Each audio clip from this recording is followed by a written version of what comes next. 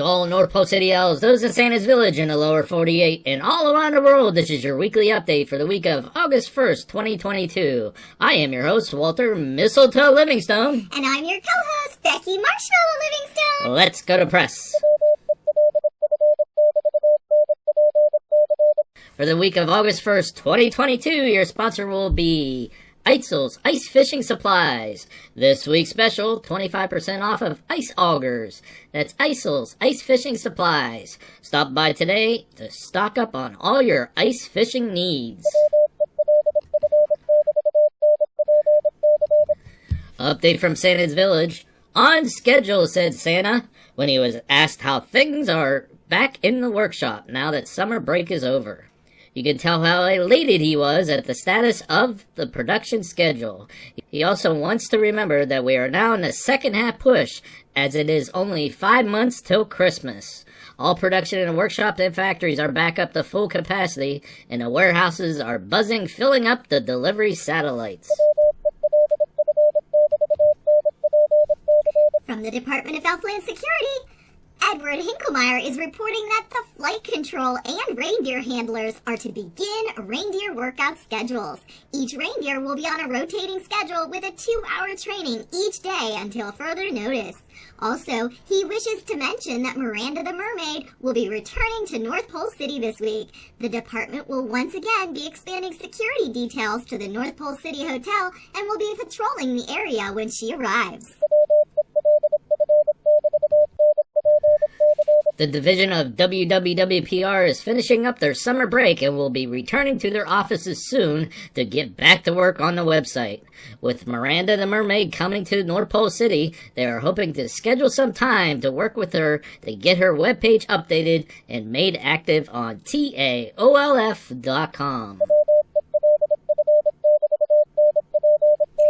This week in North Pole City weather, we will still be having warm weather. It will be in the 50s all week again. It'll be sunny as well with no rain expected. Be sure to keep cool and hydrated. The portable station did not work out too well this year at Camp Out. When we fired up the system for our first time to do a broadcast, internal components blew and the entire system went offline. The station engineers brought it back to the station to try to get it working again, but there was too much damage inside the unit. It is currently being rebuilt, and we hope to try it again in the future. Yeah, I was really looking forward to that, Walter. Well, I was the one that flipped the switch and the thing blew. I'm lucky I didn't get knocked off the stage into the lake, but yeah, that was pretty bad. This week in Elf history, we're talking about the Lincoln penny. In 1904, President Theodore Roosevelt complained that U.S. coinage lacked artistic merit, and a private artist, such as sculptor Augustus St. Gaudens, was chosen to prepare new coin designs. At Roosevelt's instructions, the Mint hired St. Gaudens to redesign the cent and 4 gold pieces. He completed all but the cent before dying in 1907, and the cent design wasn't quite approved yet. A new designer, Victor David Brenner, was chosen and the process continued. In 1909, it was the centennial of Abraham Lincoln's birth. President Theodore Roosevelt, in order to commemorate Lincoln, decided that the cent piece should bear Lincoln's portrait. According to some, it was to get in on the number of privately manufactured souvenirs that were already being made. Others, though, thought it was because Lincoln was his idol, and he could help commemorate him. Well, this was the first time a real person had appeared on U.S. coinage. Of course, that's outside of the commemorative Columbian $50 featuring Columbus. But prior to this, only animals and fictitious figures like the Native American on the Buffalo nickel and the Liberty on the Morgan silver dollar had been seen on U.S. coins. Eventually, with the design accepted, with Lincoln on the front, with In God We Trust on the top, with Liberty to the left of the Lincoln and the date on the right, on the back 1 cent in large top center with United States of America just below it, surrounded by 2 stalks of wheat, Near the top, there was the motto E Pluribus Unum. As part of the original back design, Victor David Brenner also included his initials near the lower rim, just below the wheat. In 1909, the pennies were called wheat pennies or Lincoln pennies and were minted in Philadelphia and San Francisco. In Philadelphia, just over 100 million wheat pennies were minted. In San Francisco, only about 2.3 million were minted, and they were struck with an S under the year. They were 95% copper and 5% tin zinc, and a mass of 3.1 grams with a diameter of 19 millimeters. On the morning of August 2nd, 1909, long lines formed outside the Treasury facilities across the United States. Some individuals were able to get as many coins as they wanted, but eventually the pieces were rationed. At the New York Sub-Treasury, only 100 pieces per person were allowed, and in Philadelphia, they were only allowed 2 each. But outside Philadelphia's mint, some of them were being sold anywhere from 5 cents to a quarter each. Brenner's initials immediately became a source of controversy, and cents without Brenner's initials were in production by August 12th of 1909. There were 5 versions of the 1909 penny then after they removed his initials. So the first was the Philadelphia mintage that didn't have initials. The second is the Philadelphia mintage that did have his initials. The third and fourth varieties were the San Francisco mintages, with and without, of course, the initials.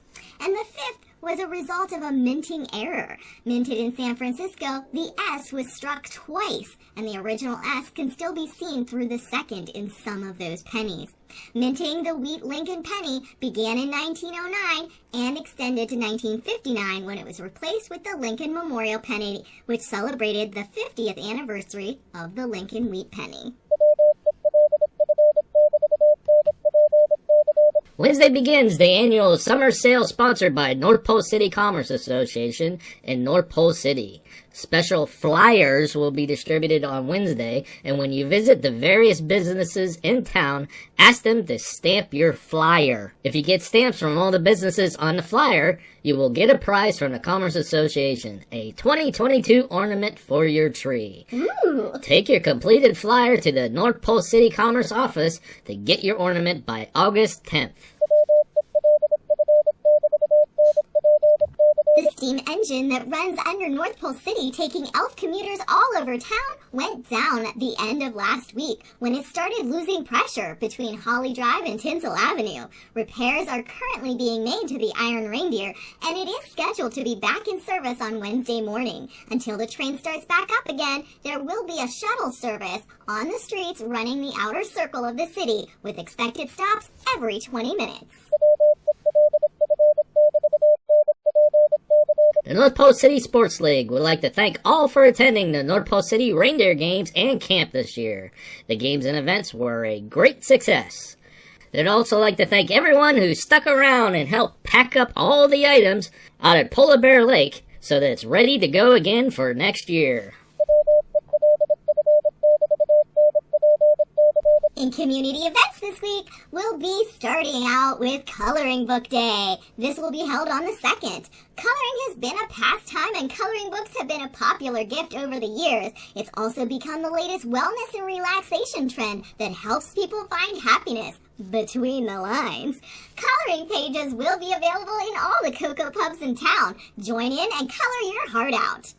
The 4th is Santa's favorite day. Besides Christmas, of course. It is Chocolate Chip Cookie Day.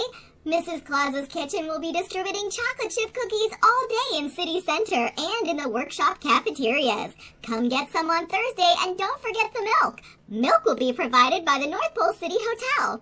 We will also be having a sandcastle building contest sponsored by Miranda the Mermaid in City Center to celebrate Sandcastle Day, which will be on Saturday. Come out and show off your creative side. WELF NBC would like to wish a very happy 450th birthday to Joshua Snowball Yeardley. Joshua has been a toy painter in the workshop for almost 300 years now and loves the color blue. Every chance he gets, he volunteers to paint all the blue toys in the workshop, and he's the owner of that bright blue cabin you see out at Yeardley Village. We wish you many more happy years. This is Walter Mistletoe Livingstone. And Becky Marshmallow Livingstone. With a reminder, often the best way to relax is just to go back to work. Have a good evening and be sure to tune in next week for another WELF NPC North Pole Radio News Update.